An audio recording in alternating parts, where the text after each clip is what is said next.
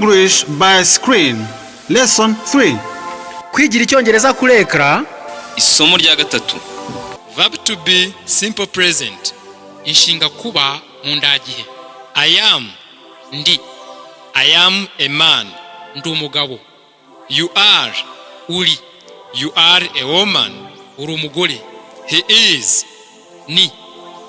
John is a boy. Yohani ni umuhungu.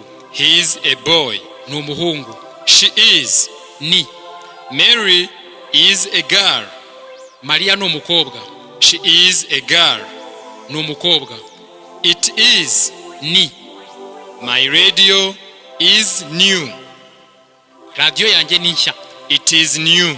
Ni nshya. We are. Turi. We are drivers. Turi abashoferi. You are. Muri. You are teachers. Muri abarimu. They are. Bari. The children are happy. Abana baranezerewe. They are happy.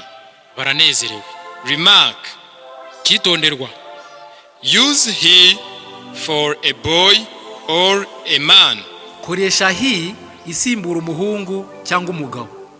Use she for a girl or a woman. Koresha she isimbura umukobwa cyangwa umugore.